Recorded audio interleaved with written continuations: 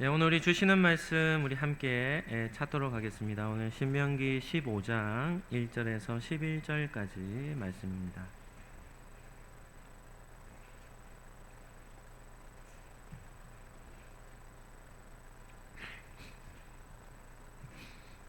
네, 신명기 15장 1절에서 11절까지 말씀입니다.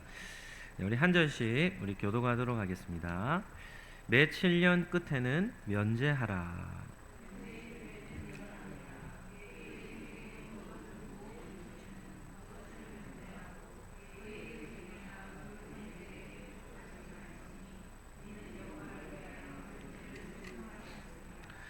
이방인에게는 내가 독촉하려니와 내 형제에게 구워진 것은 내 손에서 면제하라.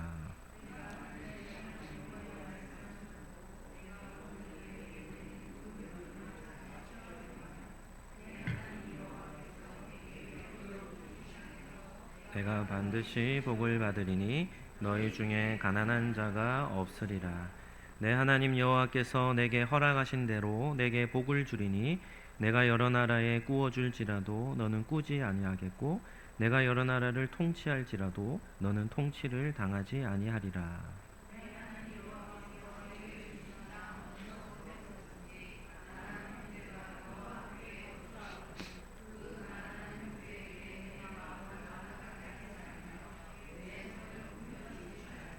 반드시 내 손을 그에게 펴서 그에게 필요한 대로 쓸 것을 넉넉히 꾸어 주라.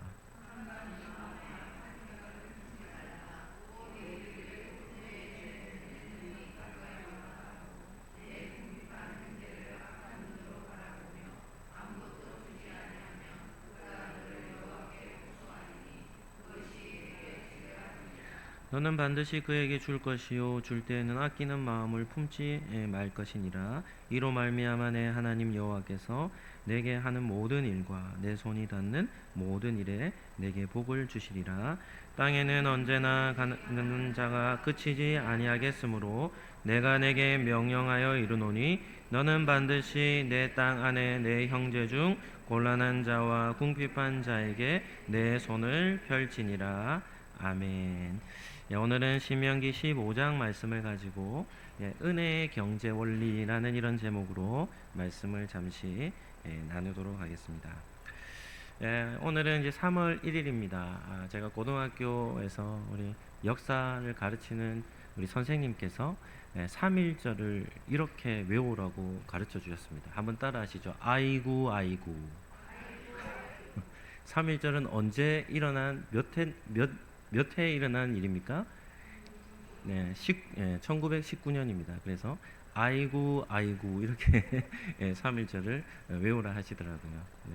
네. 우리나라 비폭력 우리 권사님 기도하셨듯이 비폭력으로 우리 독립 만세 운동을 일으켰던 날이 1919년 3월 1일입니다. 그 기점으로 우리나라의 어려움이 전 세계에 알려졌고 또 임시정부가 세워져서 우리 독립운동을 계속해서 나갈 수 있는 그런 귀한 일이 일어났던 그런 날입니다. 3월은 새해는 아니지만 우리 한국 같은 경우도 또 다른 새 출발을 하는 달입니다. 우리 아이들 같은 경우면 새 학기가 이제 시작되는 달이고 또 봄의 기운을 따라 또 모든 어떤 일정들이 새롭게 시작되는 일들도 많이 있습니다. 그래서 우리 3월 1일로부터 시작되어지는 모든 새로운 여러분의 삶들 가운데 또 하나님의 크신 은혜가 2026년 한 해 동안 함께하기를 예수님 이름으로 축복합니다. 한번 따라하겠습니다. 은혜를 베풀며 삽시다. 첫 번째는 계산하는 삶입니다. 우리 현대인들에게 계산은 아주 친숙한 그런 표현이죠. 왜냐하면 우리 삶의 모든 영역이 이 계산과 직결이 되기 때문입니다. 뭐 쇼핑을 하러 간다든지 마트에 장을 보러 간다든지 은행 업무를 본다든지 수입과 지출을 비교한다든지 그러니까 우리의 삶의 모든 영역이죠. 모든 영역에는 이런 경제 활동과 다 연관이 되어 있는 것이죠. 심지어는 인간관계에도 계산할 때가 많습니다. 저 사람이 나에게 유익을 줄까? 뭐 이런 것을 고민하는 겁니다. 손해를 끼칠 사람이라고 한다면 그런 사람과는 자연스럽게 거리를 두는 것이죠. 그래서 사람들마다 다 계산기를 가지고 삽니다. 이 계산기는 눈에 보이는 것이 아닙니다. 우리 속에 우리의 머릿속이겠죠. 우리의 두뇌 속에 들어가 있는 계산기입니다. 그래서 무슨 일을 하든지 누구를 만나든지 이런 계산기가 작동해서 우리의 삶을 살아내는 것이죠. 사람마다 저마다 경제관이 다 다릅니다. 또 손익을 계산하는 방식도 다릅니다. 어떤 사람들은 1원입니다. 단 1원도 손해를 보지 않겠다라는 생각을 가지며 산 사람들이 있습니다. 그런가 하면 어떤 사람들은 적당히 타협하며 살아가는 사람도 있고, 어떤 사람들은 늘 손해를 보며 살아가는 사람들도 있는 것이죠. 따라서 이러한 삶은 무엇과도 연관되냐면 우리의 신앙생활과도 연관이 됩니다. 그러나 세상의 경제적인 원리 이런 것으로 성도는 삶을 살아서는 안 되겠죠. 우리 기독교 신앙 안에도 이런 경제관이 분명히 있는 겁니다. 그래서 오늘 읽은 본문 우리 신명기 15장이 성도들이 살아가야 될 그런 경제적인 원리 이런 것을 우리에게 가르쳐 주는 것이죠. 그래서 오늘 본문을 가지고 우리가 말씀을 잘 살펴볼 때 하나님께서 우리에게 원하시는 그런 삶의 모습을 우리는 잘 갖추며 살아야 될 줄 믿습니다. 그런데 오늘 본문은 너무나도 파격적인 그런 말씀을 기록하고 있기에 우리가 이런 성경 말씀에 대한 이해가 잘 없이는 잘 납득할 수 없는 그런 명령이기 때문에 신명기 15장과 같은 말씀은 우리가 잘 이해하며 해석을 해야 할 그런 본문입니다. 오늘 신명기 15장 1절 아주 짧은 구절인데요. 뭐라고 기록해 놨습니까? 매 7년 끝에는 면제하라. 이렇게 하나님이 이스라엘 백성들에게 명령하시는 겁니다. 1절을 조금 풀어서 설명을 한다면 하나님은 이스라엘 백성에게 7년을 주기로 이웃이 형제가 우리에게 진 빚을 탕감해 주라. 면제해 주어라. 이렇게 명령을 하는 것이죠. 이것을 어떻게 표현하냐면 한번 따라 하시죠. 안식년 제도. 또 한번 할까요? 면제년 제도. 그래서 이 신명기 15장은 처음 나오는 말씀은 아닙니다. 레위기 25장에도 나오는데요. 신명기 15장은 안식년 제도를 하나님께서 명령하시는 겁니다. 어떻게 보면 현실적으로 적용하기가 불가능한 제도처럼 보입니다. 왜냐하면 세상의 논리로는 절대로 수용할 수 없는 그런 말씀이기 때문이죠. 그래서 오늘 우리가 신명기 15장을 살펴볼 때 핵심 주제는 무엇인가 하면 왜 하나님은 이러한 안식년 제도, 면제년 제도를 이스라엘 백성에게 명령하셨는가 하는 것이 신명기 15장을 이해하는 핵심 주제가 되는 겁니다. 두 번째는 은혜의 경제 원리입니다. 첫 번째입니다. 한번 따라 하시죠. 은혜의 원리로 살아갑시다. 오늘 우리가 살펴볼 신명기 15장에 나오는 안식년 제도는 율법에 대한 기본적인 이해를 근거로 합니다. 그래서 이런 것을 잘못 이해하면 잘못 해석을 하게 되고, 잘못 해석을 하게 되면 하나님의 말씀이라 하더라도 불순종하게 되는 것이죠. 우리가 신명기는 어느 위치에 있다고 했습니까? 신명기는 전환점에 있는 책입니다. 어떤 전환점이죠? 40년의 나그네 생활, 떠돌이 생활했던 40년의 광야 생활과 이제 곧 가나안 땅으로 들어가 그 땅을 정복하며 정착하는 삶, 그 사이에 있는 책이 무슨 책이라고요? 신명기라는 책입니다. 그러니까 살아가는 방식과 패턴이 이제는 지금까지 살아온 삶의 패턴과는 완전히 다른 새로운 삶의 그런 환경 그 사이에 분기점에 있는 것이죠. 그렇기 때문에 지금까지 살아왔던 광야의 여정과는 다른 가나안 땅에 정착하여 살아가는, 어떻게 보면 농경 문화를 이루는 그러한 것을 근거하여 기록된 책이 신명기입니다. 땅에 정착해서 살기 위해서 필요한 것이 하나가 있습니다. 뭐가 필요합니까? 경작할 뭐가 필요합니까? 땅이 필요하죠. 그런데 하나님은 여호수아서에 보면 12지파들에게 하나님 가나안 땅을 허락하시고, 물론 가나안 동편 땅도 주셨죠. 그 땅을 허락하시고 12지파들에게 어떻게 땅을 분배하는가 하면 제비를 뽑아 땅을 분배합니다. 제가 이것도 고민을 좀 해봤거든요. 묵상을 좀 해봤거든요. 여러분이라면 땅 분배를 할 때 어떻게 분배를 하겠습니까? 어떻게 분배하는 것이 가장 공정한 분배가 될까요? 뭐 아버지가 아들들이 있다면 아들들을 두고 땅을 분배해 주는데, 그 땅은 산악지역도 있을 것이고 넓은 평야도 있을 것이고 비옥한 땅도 있을 것이고 거친 땅도 있겠죠. 그런 땅들을 분배할 때 어떻게 하는 것이 공정하겠습니까? 그런데 하나님은 12지파에게 땅을 분배할 때 어떻게 분배를 했다고요? 제비를 뽑는 겁니다. 하나님이 이 땅은 너 해 이렇게 준 것이 아니라 구역을 나눠 놓고 지파들의 대표들이 나와서 제비를 뽑아 그 땅을 분배해 주시는 거죠. 그리고 그 땅에 사람들의 지파마다 수가 다르니까요, 그 지파의 수에 비해 만약에 많은 땅을 차지했다면 적은 땅을 차지한 지파에게 그 땅을 좀 더 떼어주는, 그래서 12지파라고 하면 어느 한 지파도 땅 분배를 받지 않은 지파가 없도록 아주 균등하게 그들에게 땅 분배를 해 주신 것이죠. 왜 하나님은 12지파들에게 이렇게 땅을 분배를 잘 균등하게 해 주시려고 하셨을까요? 농경사회를 한다면 땅만 있으면 뭐 하며 살 수 있습니까? 굶주리지 않고 삶을 살아갈 수 있는 것이죠.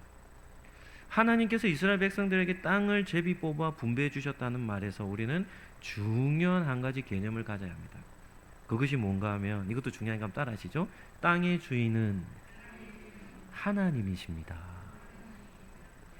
모든 땅의 주인은 하나님이시고, 이스라엘 12지파의 이스라엘 백성들은 뭐 하냐면 주인의 땅을 분배받아 그 땅에서 경작을 하는 그런 삶을 산 백성들이라는 것이죠. 그래서 오늘 본문에도 뭐 나오지만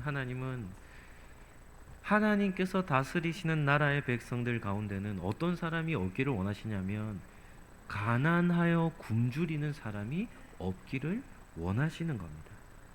그래서 땅을 분배하여 그들이 그 땅을 경작하며 삶을 살아가게 하시고, 그리고 모든 백성에게 균등하게 땅을 주시되 하나님이 금하신 것이 있습니다. 무엇을 금하실까요? 땅의 경계를 넘어서지 않을 것을 명령하시는 겁니다. 땅을 상실하게 되면 그 가문은 어떻게 됩니까?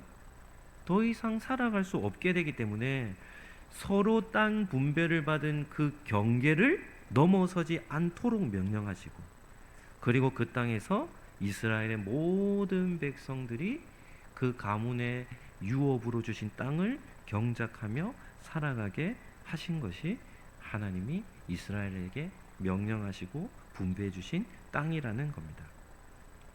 그리고 이러한 것은 하나님께서 그리고 이러한 땅 분배와 경작에 있어서 하나님께서 추가로 명령하신 제도가 하나 있는데, 그것이 바로 오늘 본문에 나오는 무슨 제도라고요? 안식년 제도입니다. 하나님은 일주일을 7일로 정하셨죠. 네. 모든 세계 사람들이 어떤 주기로 살아가냐면 7일 주기로 살아갑니다. 저도 고민을 했죠. 왜 계산하기 힘들게 7일인가? 10일 주기면 더 쉽지 않겠나? 뭐 이렇게 생각도 해봤지만 이 7일 주기는 누가 정하신 겁니까? 창조주의 질서입니다. 뭐 세상 사람들은 예수님을 믿지 않고 하나님의 창조를 인정하지 않죠. 그럼에도 뭘 따라 살아갑니까? 하나님의 창조의 질서를 따라 살아가죠.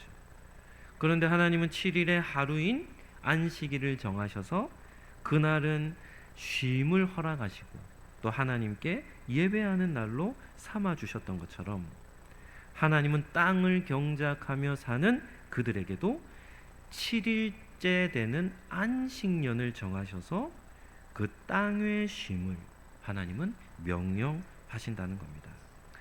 안식일이 지켜지기 위해서는 필요한 것이 있습니다. 안식년은 7년째 되는 해거든요. 7년째 되는 해에 땅을 쉬게 하셨다는 것은 농사의 경작을 하지 말라고 명령하신 겁니다. 그러면 한 해 동안 농사를 짓지 아니하면 어떤 일이 일어나겠습니까? 어떤 일이 일어나겠습니까? 그 다음 해 어떤 일이 일어나죠? 먹을 것이 어떻게 되죠? 없게 되는 겁니다. 그래서 6년째가 되는 해에는 반드시 보장되어져야 될 것이 있는데 그것이 무엇인가? 레위기 25장 20절에서 21절에 그 답이 나옵니다. 우리 같이 한번 본문을 읽어보시죠. 같이 한번 읽어보시죠. 만일 너희가 말하기를 우리가 만일 일곱째 해에 심지도 못하고 소출을 거두지도 못하면 우리가 무엇을 먹으리요 하겠으나 내가 명령하여 여섯째 해에 내 복을 너희에게 주어 그 소출이 3년 동안 쓰기에 족하게 하리라. 아멘. 7년째 안식년을 지켜내기 위해서는 한 가지 필요한 것이 있는데 그게 뭔가 하면 6년째 되던 해의 수확량이 몇 배가 돼야 됩니까? 3배가 돼야 되는 겁니다. 그 해와 안식년 쉬는 해와 그 안식년 다음 첫 해까지 먹을 소출이 있어야 하는 것이죠. 그래서 하나님은 6년째 되던 해에는 3배의 소출을 너에게 주겠다라고 말씀하시며 7년에 하루 한 해 안식년은 쉬라, 땅을 쉬게 하라 이렇게 명령하신 겁니다. 그런데 오늘 읽은 본문 신명기 15장은 안식년은 단순히 땅만 쉬게 하는 그런 해가 아니었습니다. 안식년에는 하나님이 한 가지를 더 명령하시는 게 있는데 그것이 무엇인가 하면 이웃의 진 빛을 탕감해 주어라 이런 명령을 하는 것이죠. 오늘 읽은 본문 우리 2절 말씀을 우리 한번 보실까요? 제가 읽어드릴게요. 면제의 규례는 이러하니라. 그 이웃에게 구워준 모든 체주는 그것을 면제하고 그 이웃이나 그 형제에게 독촉하지 말지니 이는 여호와를 위하여 면제를 선포하였습니다. 2절에는 중요한 한 가지 개념이 나옵니다. 하나님이 빛을 탕감해 주어라, 면제해 주어라는 것의 목적이 무엇인가 하면 사람을 위한 것이 아니라 누구를 위한 것이냐면 여호와를 위하여입니다. 빛을 탕감해 주는 것이 그 빚진 자들을 위하는 것이 아니라 누구를 위하는 것이라고요? 여호와 하나님을 위하는 것이다라는 분명한 목적을 기록하고 있는 것이죠. 찰스 스펄전이라는 목사님은 이 면제년에 대해서 이렇게 설명합니다. 면제년은 하나님의 것이 하나님의 것으로 선포되는 시간이며 인간이 하나님의 대리 청지기임을 확인하는 거룩한 순간이었다. 이렇게 설명을 합니다. 그러니까 우리는 신명기를 살펴볼 때도 하나님과 이스라엘 백성과 물질 이런 관계에 대한 이해를 분명히 해야 되는 것이죠. 그래서 하나님은 모든 땅의 주인이시자 물질의 주인이시고 이스라엘 백성들은 어떠냐면 청지기적 삶을 살아가는 겁니다. 주인의 것을 맡아 관리하는 삶을 산 것이죠. 그래서 이웃끼리에 발생하는 이런 빛의 문제 같은 경우도 이스라엘 백성이 만약에 채권자, 채무자의 관계가 된다면 그 인간관계 속에서도 주인과 종의 관계가 되어버리는 겁니다.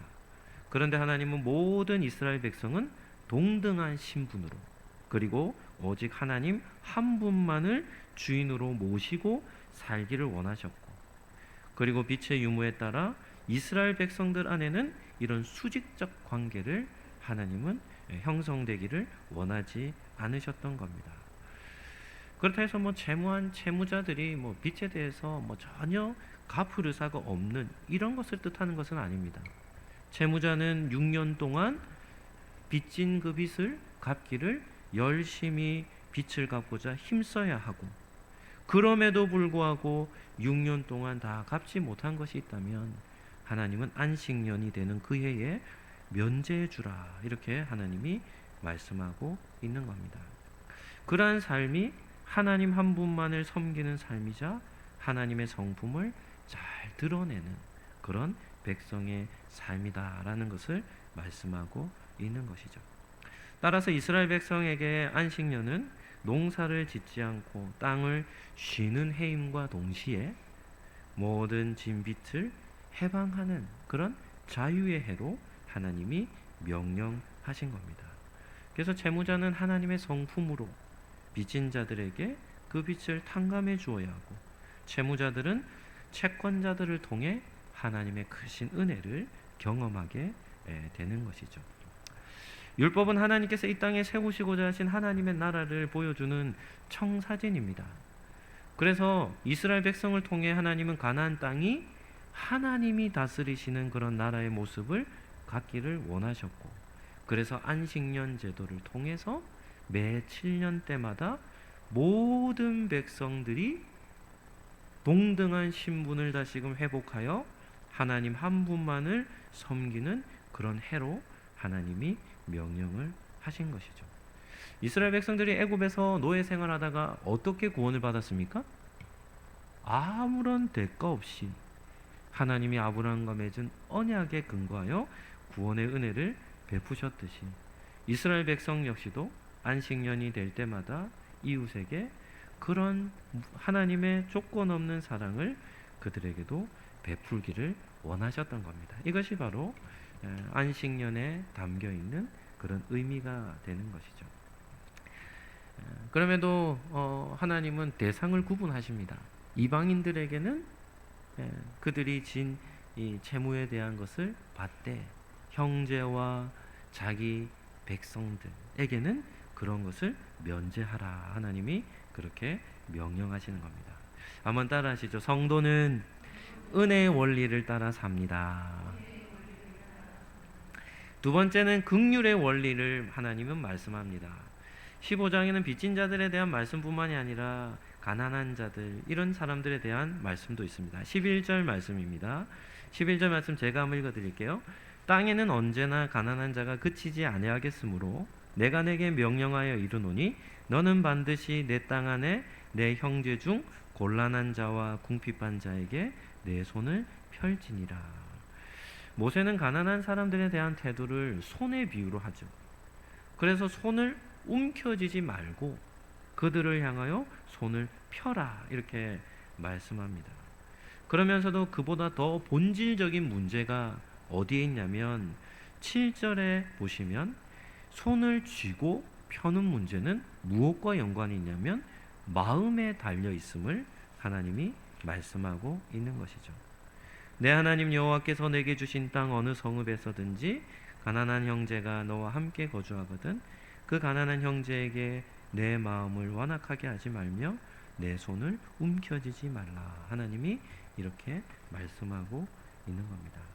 그래서 손을 펴지 못하는 이유는 마음이 악하기 때문이라 하나님이 이렇게 말씀합니다. 이런 말씀도 세상과는 반합니다. 세상은 경제적인 전쟁터죠.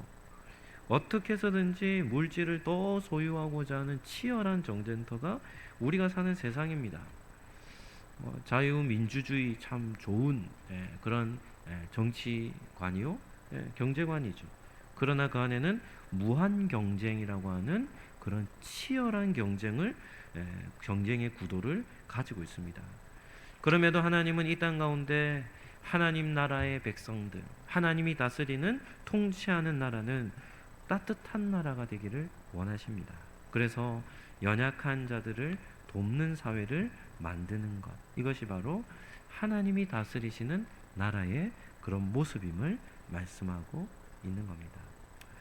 경제적인 어려움을 겪는 것 외에도 우리 시대에는 정서적인 어려움, 정신적인 어려움, 이런 것을 겪는 사람들이 너무나도 많이 있습니다. 저도 이제 만난 지가 한 10년이 넘어가는 한 청년이 있습니다. 올해 이제 나이가 이제 한 30 정도 되는 청년인데요. 청소년 시기 때부터 고립되었습니다. 중학교 2학년 정도 때부터 고립되어서 그냥 집에만 있어요. 15년 동안 집에만 있으니까 가족 외에 모든 인간관계가 끊어져 있습니다. 연락하는 사람이 아무도 없어요. 그런데 문제는 부모님과도 관계가 좀 안 좋아요. 그렇다 보니까 완전히 고립되어 있어요. 그래서 이제 저는 뭐 한 10년 넘게 알고 지내는 관계고, 또 한 달에 한 번 정도, 제가 바쁠 때는 두 달에 한 번 정도는 지금 10년째 계속해서 만남을 갖고 있습니다. 뭐 최근에 뭐 한 달 전에는 뭐 밤에 전화가 왔는데 목소리가 막 부들부들 떨면서 막 자살 충동을 너무 세게 느껴가지고 얘가 저한테 전화 와서는 나를 정했습니다 이렇게 얘기하더라고요. 그래서 한 두 번 정도 제가 그냥 위로하는 겁니다. 위로해주고, 이번 주도 금요일 날 만났는데 예전보다 좀 상황이 좀 안 좋더라고요. 그래서 만나자마자 목사님 제가 나를 정했었습니다. 제가 그 얘기를 미리 들었으니까. 네. 그러면서 이번에도 만나서 같이 밥 먹고, 뭐 밥 사주는 게 제가 할 수 있는 일이기 때문에 밥 먹고, 또 해운대 오니까 바닷가에 데려가서 그냥 이 정서적인 순환을 좀 시켜주는 겁니다. 그래서 같이 얘기도 하며 기도해주고 이렇게 돌려보냈는데, 어젯밤에도 또 전화가 왔더라고요. 그래서 좀 불안하면 감정 조절이 잘 안 돼요. 그래서 어젯밤에도 한 9시쯤 전화 와서 목소리가 떨리길래 왜 그러냐 했더니 밤에 잠을 못 잤다더라고요. 얘는 잠에 잘 때 매일같이 수면제를 먹고 잡니다. 잠을 잘 못 자기 때문에. 수면제를 먹고 자는 지도 한 7, 8년이 넘었는데요. 어젯밤에는 한 4번 정도 깼는데 영적으로 눌림이 있다는 거예요. 그래서 제가 기도해주고, 그런 일은 누구에게나 다 일어날 수 있는 일이다. 그러면서 잠자기 전에도 기도하며 잠을 자라 이렇게 얘기하니까 얘가 전화를 끊는데 저한테 그러더라고요. 목사님 고마워요 이렇게 얘기하더라고요. 한 10년 만에 들은 말입니다. 10년. 우리 주변에는 뭐 경제적인 어려움, 정서적인 어려움, 정신적 어려움, 이렇게 너무나도 어려운 가운데 처해 있는 사람들이 많이 있죠. 그래서 그런 사람들을 우리가 대할 때 마음의 문제인 겁니다. 마음의 문제.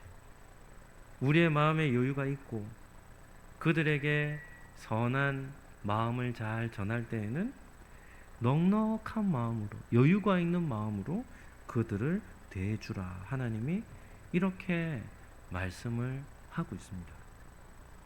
선한 마음을 가지고 연약한 사람들에게 손을 펴는 삶, 이것이 신명기 15장에 나오는 안식년 제도를 실천하며 삶을 살아가는 이 삶의 원리라는 것을 우리는 기억을 할 수 있어야 합니다. 예수님께서도 이 땅에서 삶을 살아가실 때 예수님 주변에는 어떤 사람들이 있었습니까? 가난한 자들도 있었고 또 소외된 자도 있죠. 누가복음에 보면 삭개오라는 사람이 나오죠. 삭개오는 세리장이었지만 그는 부자였어요. 그런데 그는 어떤 사람입니까? 민족에게서 버림을 받은 그런 고립된 사람이죠. 그런 고립된 사람들, 이런 사람들이 예수님의 곁에는 늘 머물러 있었던 겁니다. 그것이 바로 신명기 15장에 나오는 안식년 제도를 삶 가운데 실천하며 삶을 살아가는 삶임을 우리가 기억할 수 있어야 합니다. 마지막 세 번째는 축복의 원리로 사는 겁니다. 한번 따라하시죠. 하나님의 명령에는 반드시 약속된 복이 있습니다. 신명기에도 엄청난 복이 2번이나 나옵니다. 빚을 탕감해주며 이웃의 어려움을 면제해주는 사람을 향한 복이 6절에 나오죠. 우리 6절 말씀 우리 같이 한번 읽어볼까요? 6절입니다. 내 하나님 여호와께서 내게 허락하신 대로 내게 복을 주시리니 내가 여러 나라에 꾸어줄지라도 너는 꾸지 아니하겠고 내가 여러 나라를 통치할지라도 너는 통치를 당하지 아니하리라. 아멘. 그래서 신명기 15장은 탕감해 주는 것이 결코 손해가 되지 않을 것이다 이렇게 말씀합니다. 한 목사님은 이 본문을 이렇게 설명합니다. 하나님의 약속된 축복은 인간의 계산보다 훨씬 더 견고한 기초가 된다. 우리가 어떤 경제관을 가지고 삶을 살아가는가? 우리의 인간적인 계산보다 훨씬 더 견고한 기초가 하나님의 약속된 축복임을 우리는 기억을 할 수 있어야 하는 겁니다. 또 연약한 자를 돌보며 삶을 살아갈 때 10절 말씀입니다. 우리 10절 말씀도 우리 같이 한번 읽어보시죠. 시작. 너는 반드시 그에게 줄 것이요 줄 때에는 아끼는 마음을 품지 말 것이라. 이로 말미암아 내 하나님 여호와께서 내가 하는 모든 일과 내 손이 닿는 모든 일에 내게 복을 주시리라. 아멘. 연약한 자들을 잘 돕고 사는 것이 우리의 손으로 하는 수고하는 모든 손의 수고에 하나님이 복을 베풀어 주시는 그런 원리의 삶이다라는 것을 말씀을 하고 있죠. 제가 오늘 예배를 시작하기 전에 우리 개회할 때 제가 읽었던 말씀입니다. 누가복음 6장 38절 말씀인데요. 신명기 15장의 은혜의 경제 원리를 잘 보여주는 한 절의 말씀입니다. 우리 같이 한번 읽어보도록 하겠습니다. 누가복음 6장 38절입니다. 주라 그리하면 너희에게 줄 것이니 곧 후히되어 누르고 흔들어 넘치도록 하여 너희에게 안겨주리라. 너희가 헤아리는 그 헤아림으로 너희도 헤아림을 도로 받을 것이니라. 아멘. 젊은 시절에 제가 참 존경했던 교수님이 있습니다. 그 교수님은 자신을 유통업자라 이렇게 얘기합니다. 그 교수님이 자기 삶을 어떤 삶이라고요? 유통업자라 이렇게 얘기합니다. 그게 어떤 의미인가 하면 자신은 받은 것을 유통하는 사람이라는 겁니다. 축복의 통로로, 은혜의 통로로, 사랑의 통로로 사는 것이 자신의 삶이다 이렇게 전하는 것이죠. 하나님께 받은 구원의 은혜, 하나님께 받은 특별한 사랑을 어떻게 하냐면 우리가 통로가 되어 그것을 계속해서 유통시키는 삶을 살아갑니다 라고 자신을 그렇게 소개하는 교수님이 계셨습니다. 이것이 바로 예수님을 믿는 성도들의 삶이죠. 저와 여러분도 어떤 삶을 살아야 합니까? 유통하는 삶을 살아야 하는 겁니다. 우리에게 주신 것으로 다른 사람들을 잘 흘려보내게 하는 것이죠. 그래서 성경은 잘 흘려보내라고 하나님이 말씀합니다. 그런데 그렇게 흘려보내는 것이 비워지는 것이 아니라고 말합니다. 흘려보내면 하나님이 어떻게 하십니까? 다시금 채워주시겠다 약속을 하는 것이죠. 마태복음에도 보면 산상수훈에도 보면 7장에 비판하지 말라, 그리고 7장 2절에는 헤아려라 이렇게 말합니다. 성도가 살아가는 원리가 상대방을 비판하며 정죄하는 삶이 아니라 우리는 상대방을 잘 헤아리는 겁니다. 그들의 상황을 잘 돌보는 것이 우리의 삶의 원리가 되어야 되는 것이죠.